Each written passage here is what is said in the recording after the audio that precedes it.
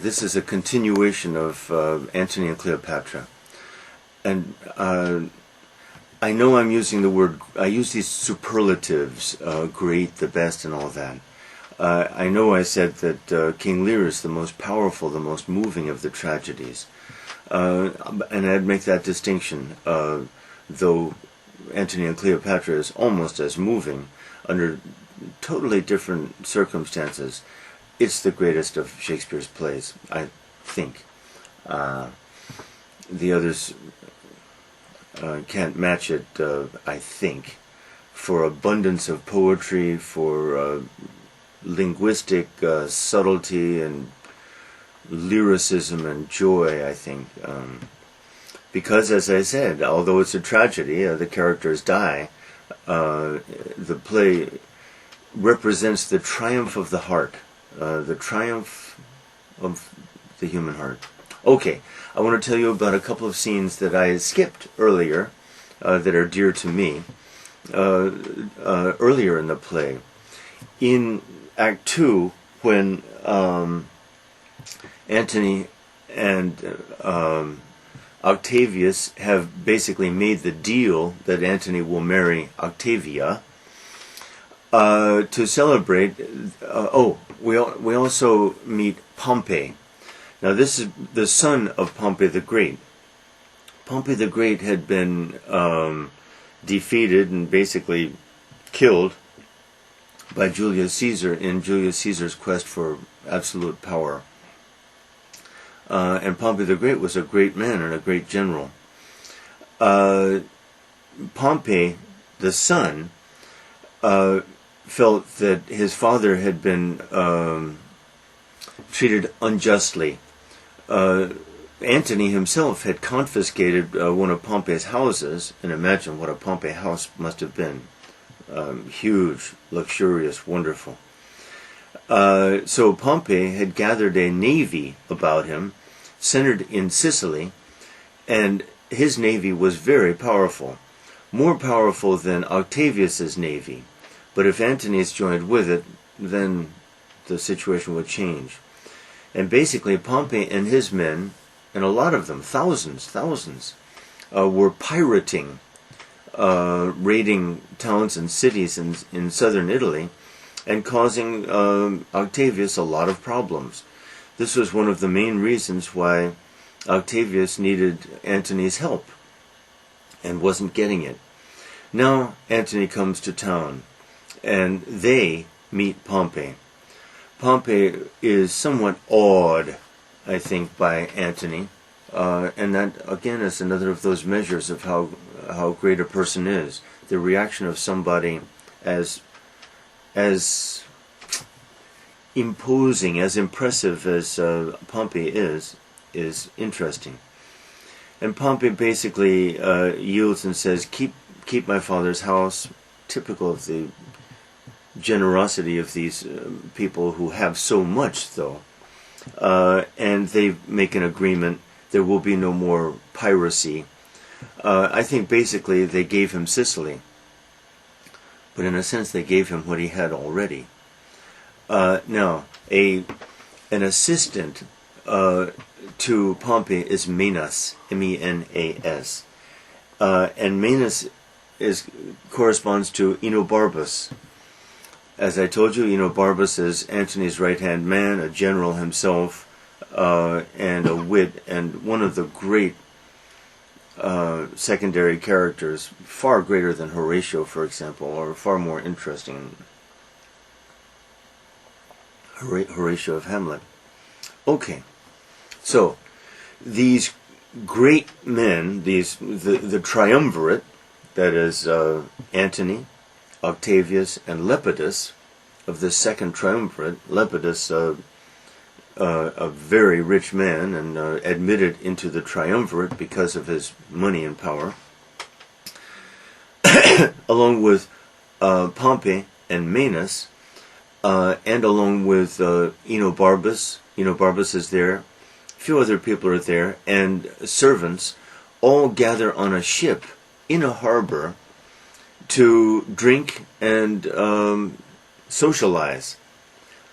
Okay, in the middle of this socializing, Manus, who has talked with Barbas, he's kind of a charming guy, he's an interesting guy, and a tough guy. Manus slips beside Pompey and says, "Wilt thou be Lord of the world?" That is, would you like to be Lord of the world?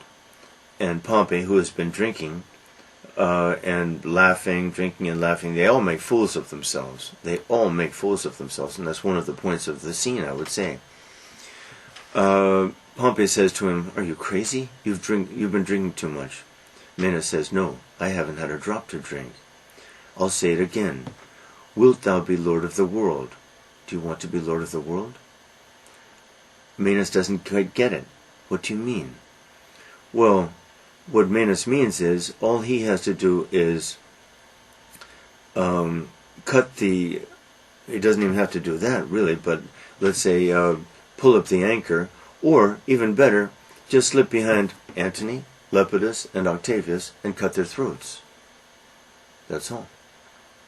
Cut their throats. And Pompey is the Lord of the world. Right there. This thought is too big for Pompey. It's just too big.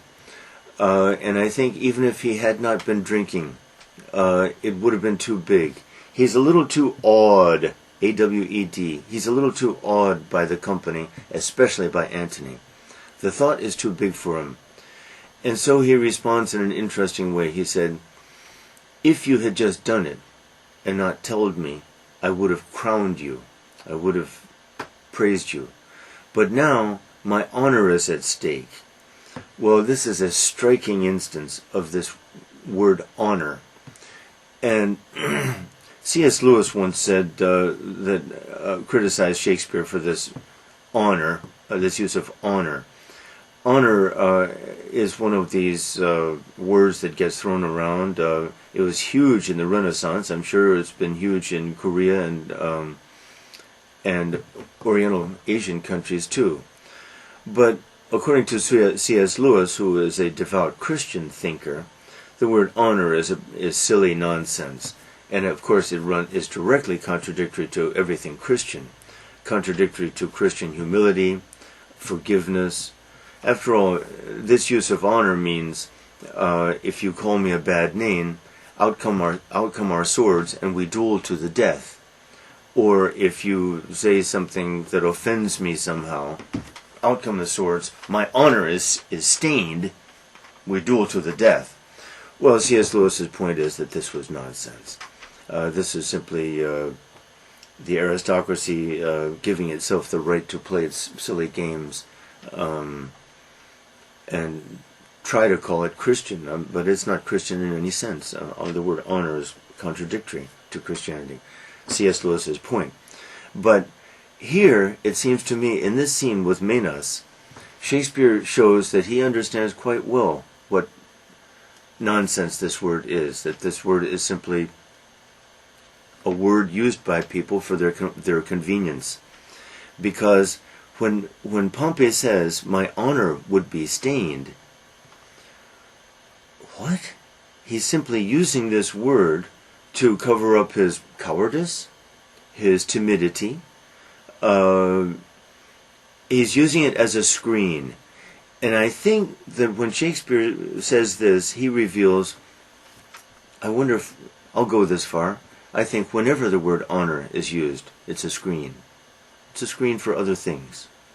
And that's what Shakespeare is saying, certainly in this scene. And I suspect that's what Shakespeare thought, at least by the time he wrote Antony and Cleopatra, which he wrote at the very height of his powers.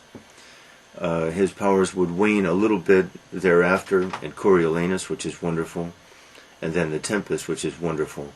But he'll never know the height of Antony and Cleopatra again. Okay, very interesting scene. So, another scene I'm fond of, a little scene, and there are all these little scenes in the play, as I've told you. The scene shifts to Iran, Persia, and there a general Ventidius, whom we'll meet again in Act 4. Ventidius has just won a great victory over the Parthians.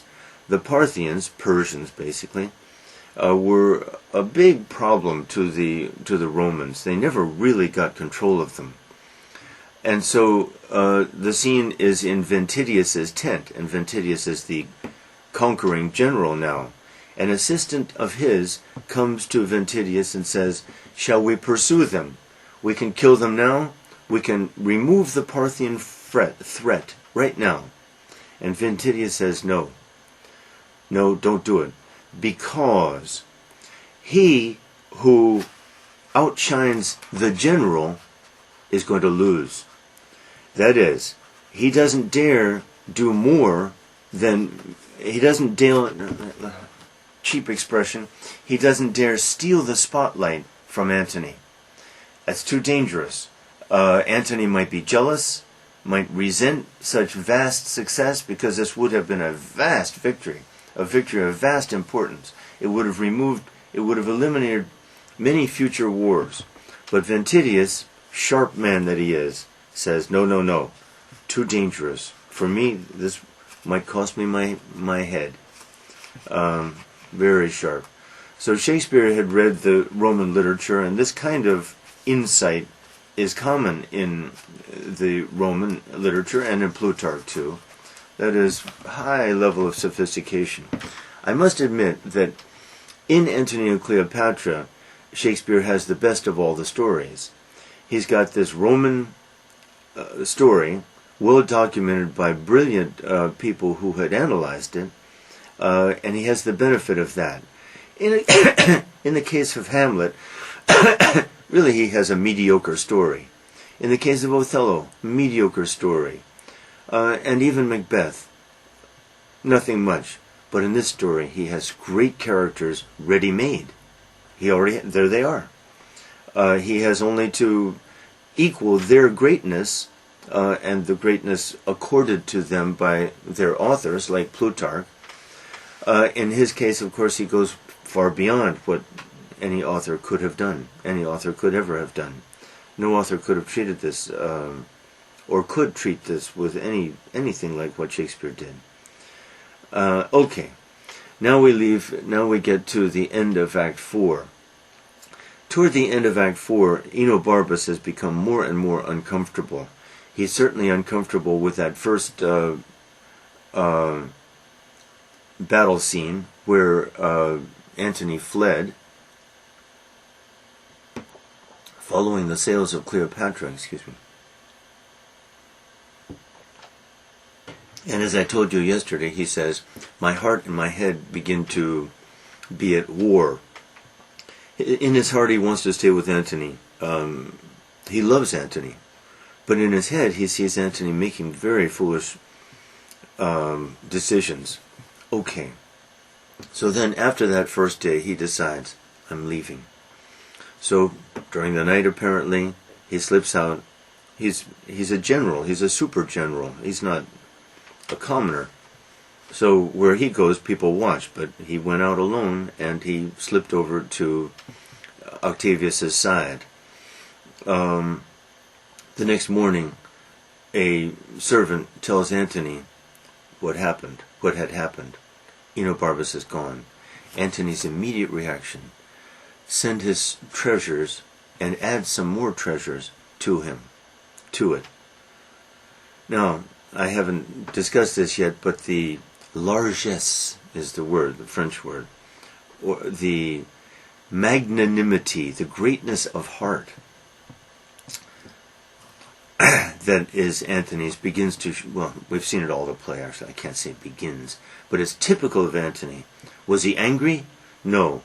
His first thought is, my best people, I'm making my best people worse. I'm bringing out my foolery, my follies are bringing out the worst qualities in the best people close to me. That is, he chides himself, he reproaches himself, and with typical generosity, material generosity, of course, the great,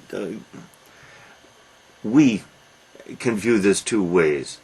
Many of the great, I think, are pretty stingy, pretty frugal, are not easily led to simply gush forth abundance and give and give and give.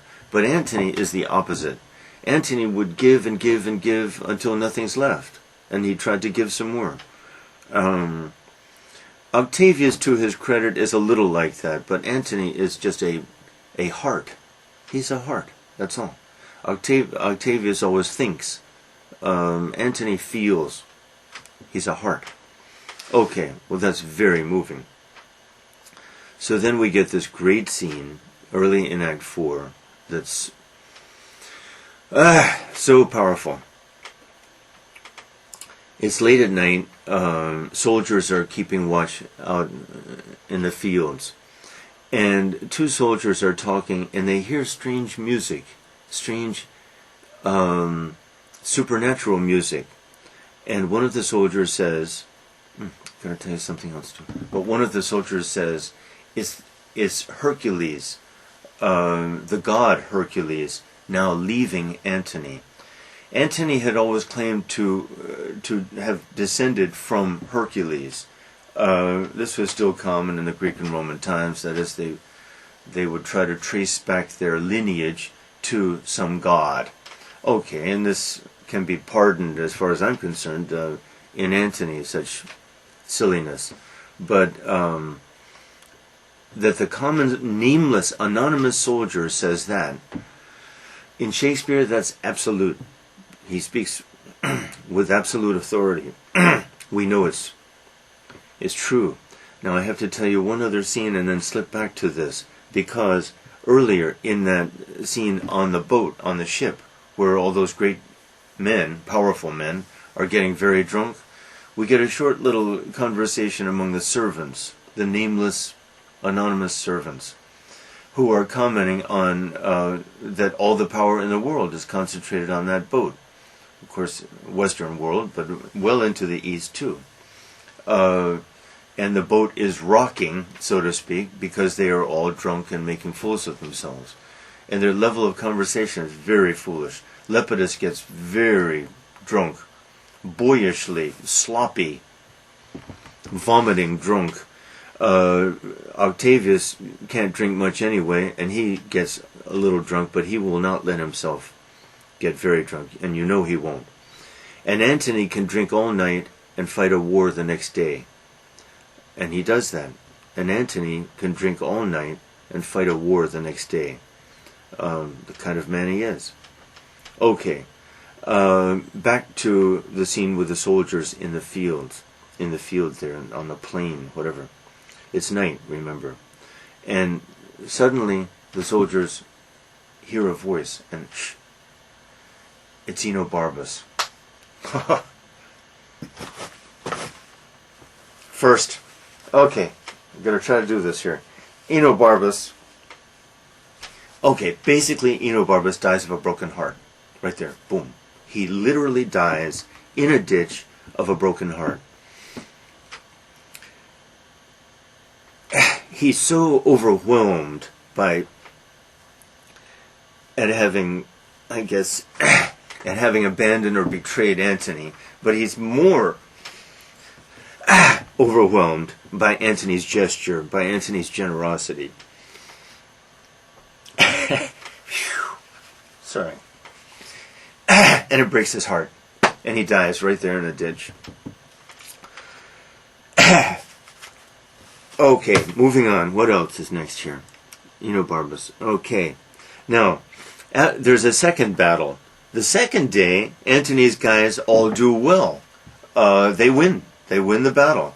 And a wonderful scene shows when they return, Scaurus, who's a great general. Scaurus apparently fought like a devil. And Antony says, I've never seen anything like that. A man like you, I've never seen a man fight like this man fought. And he's a general. He's a general. And he asks Cleopatra, when they come back, he asks Cleopatra to take off the armor of Scaurus, a great honor. Now, I forgot to tell you, I've got to move back, because the previous day, or the previous battle, which had ended so ignominiously, so shamefully, with Antony running, and everyone was so humiliated and embarrassed, Antony comes in and he feels so humiliated. He's so angry at himself. He's so crushed and remorseful. Okay. And he's angry, and he throws things around, and Cleopatra comes to see him, but a servant says, "Not now, not now," and she goes away. This is interesting because that sets up a second scene, a few scenes later. Finally, she comes meekly to him.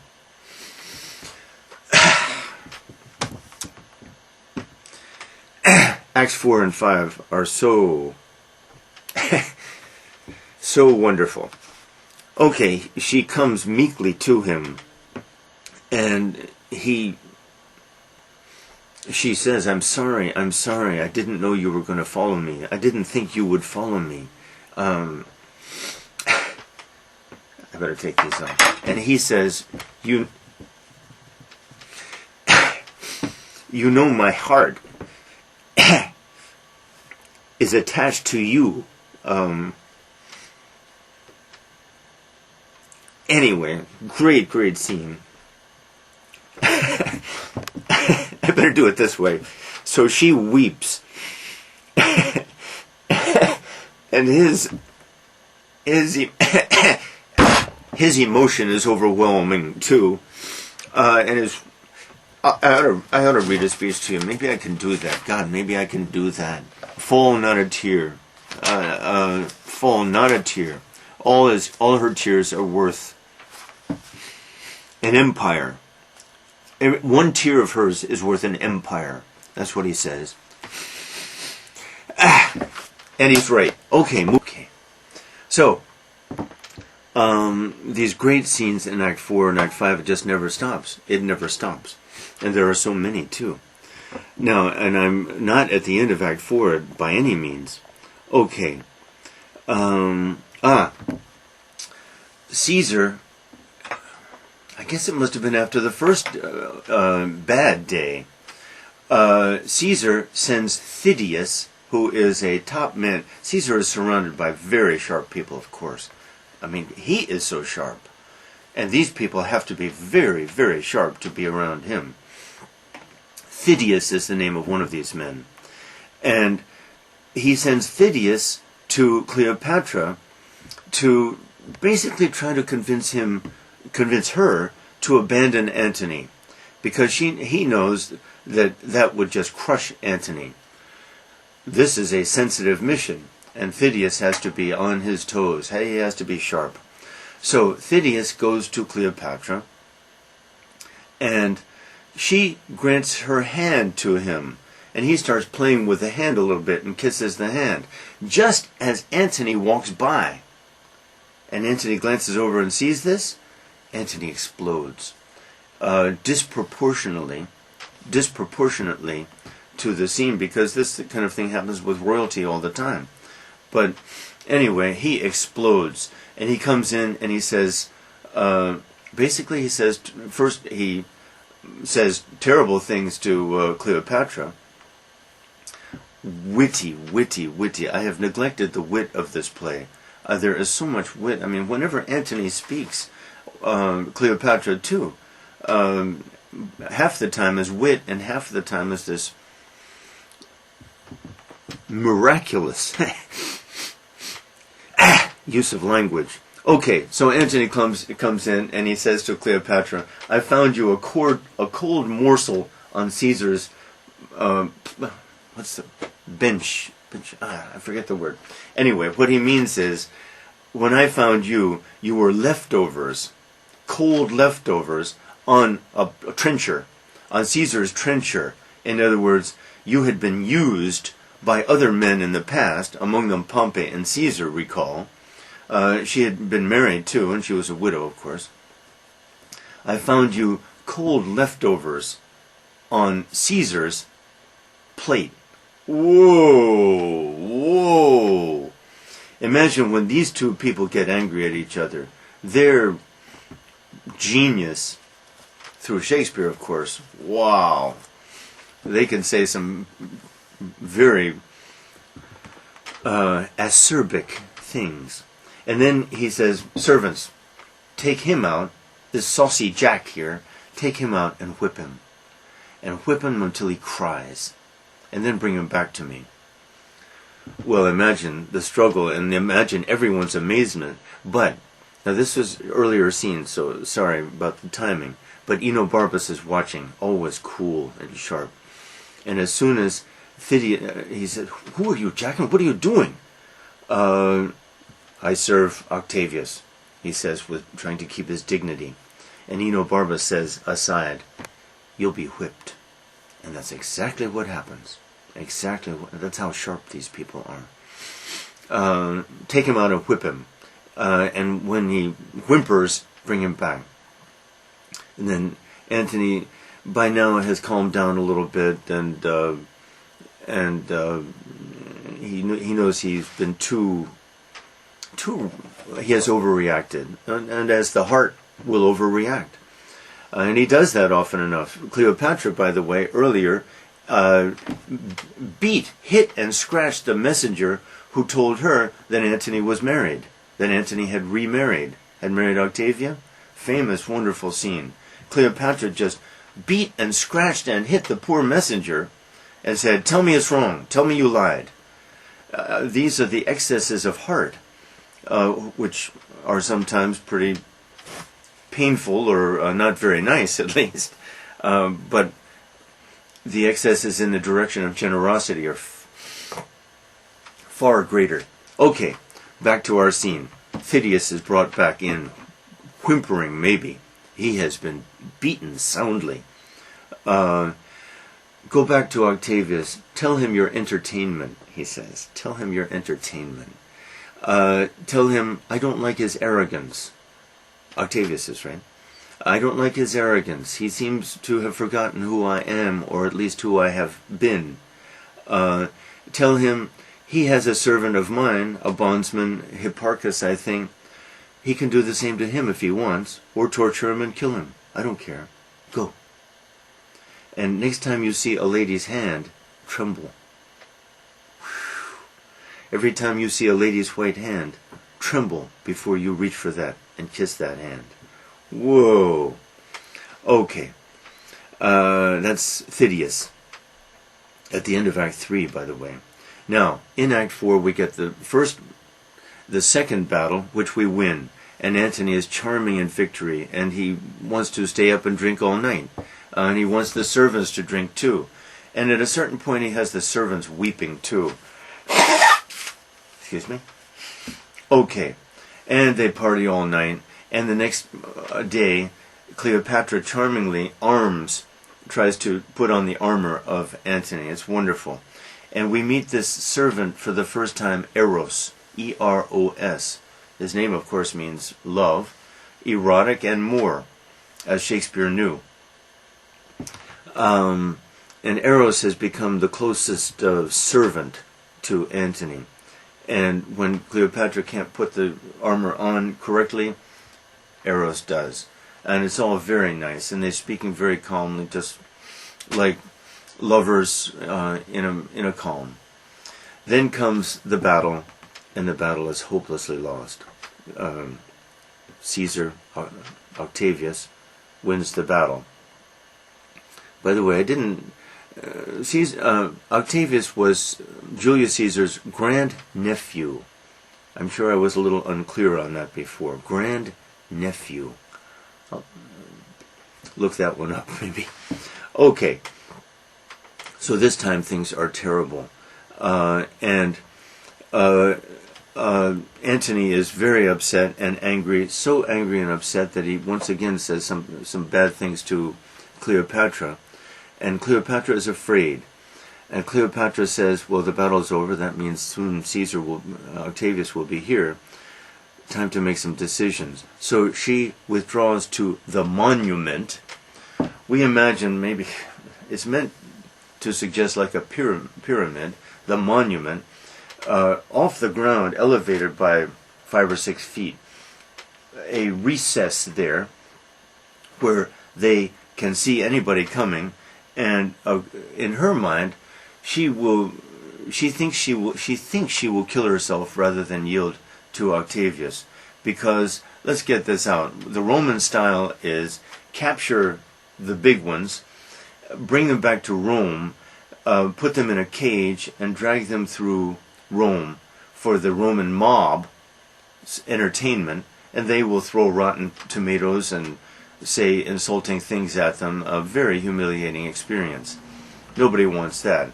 And there's a great scene at the end in Act 5 of Julius Caesar, in which Brutus and Cassius discuss this. Wonderful, wonderful scene. It's their farewell scene in Julius Caesar, which maybe we'll do sometime, because it is the first great tragedy, just before Hamlet. Okay, back to us. So Cleopatra withdraws, and she sends a messenger to Antony, telling Antony that she is dead, that she has committed suicide. Okay? Now watch this, because we're going to be analyzing the sexual metaphor as well. So basically, this is, I'm sorry for you very young, but you can handle this. You've seen enough. This is the woman's faking, pretending orgasm. She pretends to die. Wow. Antony then decides, my God, my people around me are killing themselves before I can. I'm ashamed of myself. Eros, hold the sword, and I will run on it. Eros says, I don't want to do that. He adores, he worships Antony. Do it, please, I beg you. Do it. I've got to do this thing. Do it. So, whoa, here we go. Eros says, turn your head for a minute, then do it. Okay, so Antony turns his head. Eros kills himself.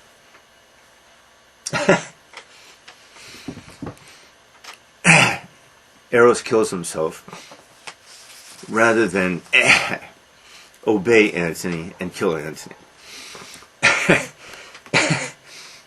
Now we're at the very end of Act 4 here, and this is very important. This is great.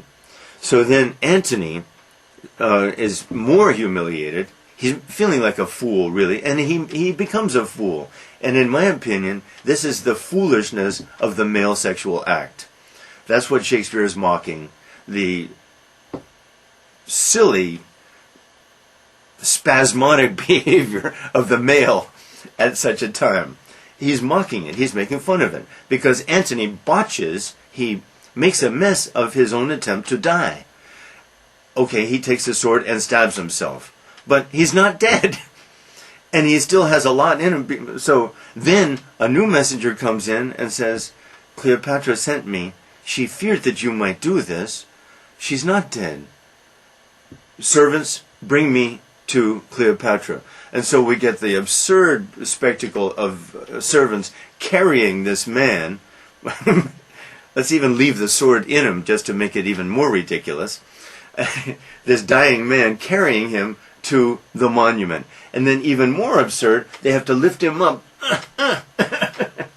those 5 or 6 feet to put him in the monument.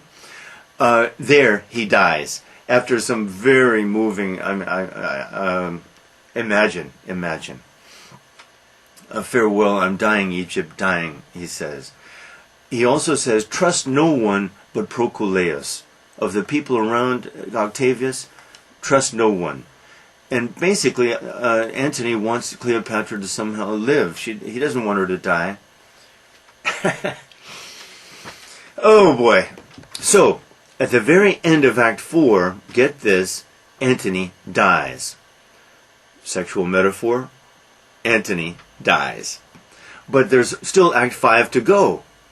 And Cleopatra, it's Cleopatra's. She owns it. It's hers.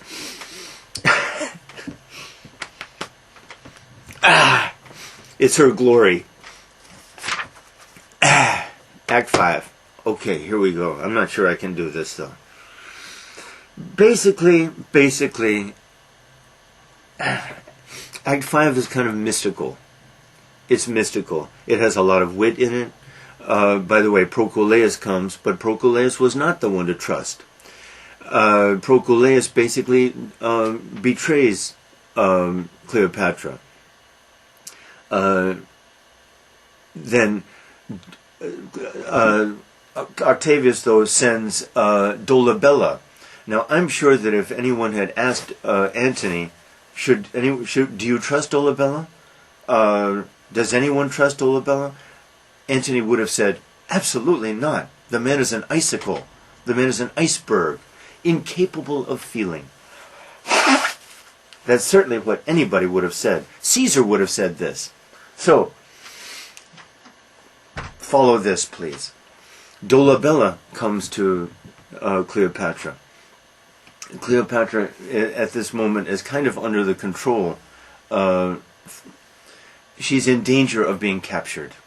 And Dolabella comes, and her job is to try to capture her. So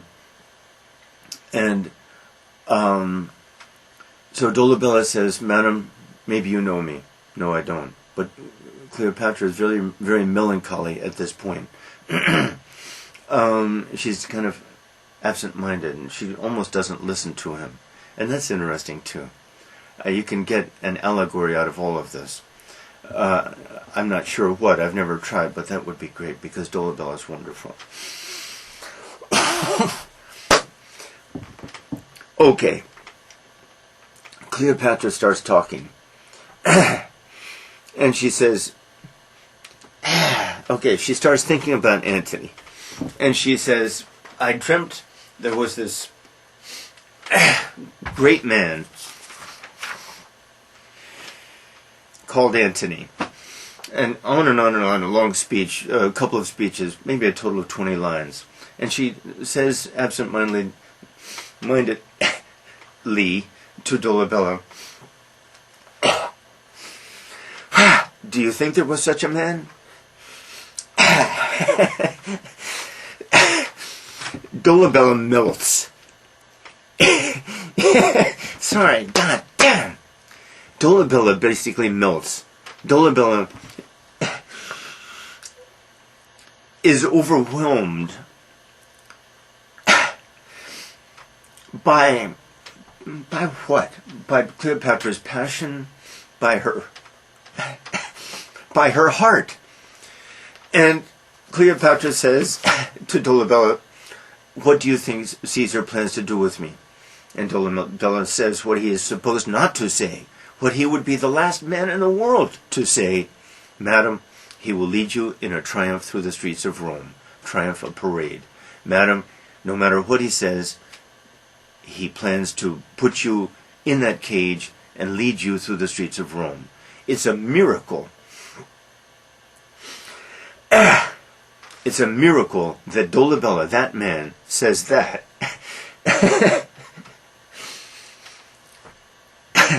At that time. Basically, he's betraying everything he believes. Or he thought he thought he believed.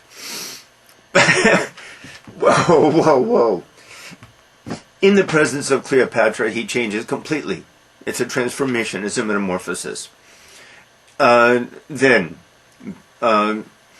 comes the ascent. The ascent of Cleopatra. It began at the end of Act 4, and gradually she's talking all the time to her women who are around her. She says these wonderful speeches about Antony. Okay. By the way, Antony, in his dying, several times says, I come. I come. Death, I come. Woman, when he's on his way to her, I'm coming. I'm coming. This sexual word appears between the end of Act 4 and Act 5 12 times. Is that a chance? Is that a coincidence? No. Especially at the times when it's said. This is first the male orgasm, and then later the female. And I've got to explain what I mean by mysticism, and that'll calm me down a little bit. Excuse me. Okay. The reason why Act 5 is mystical in this sense. Contemptus mundi. Contemptus mundi. The contempt for this world. The contemptus mundi is perhaps an almost inevitable phase of mysticism. That is, one realizes that this world is really very little, not very important. Everything, ourselves included, perishable, let's say, and maybe something better awaits us and maybe not, but in the end there's not much here and there's absolutely nothing to hold on to. This is a stage of the mystical progression, and it's at this stage that Cleopatra reaches, and this becomes her glory. Contemptus mundi. Now, here we go. It's so powerful. Okay. Cleopatra has decided she's going to kill herself. And the only thing she really cares about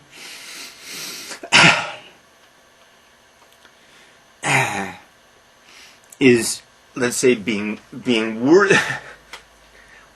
worthy of Antony.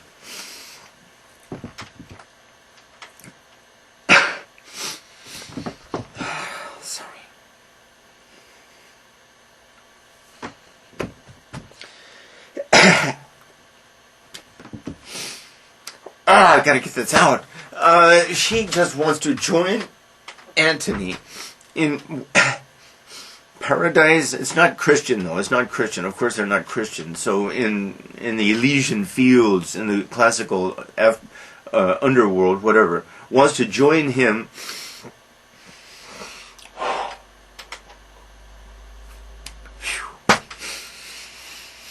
I gotta stop here. I gotta stop. This is too much. I told the story in the classroom. I would. I mean, it's too powerful.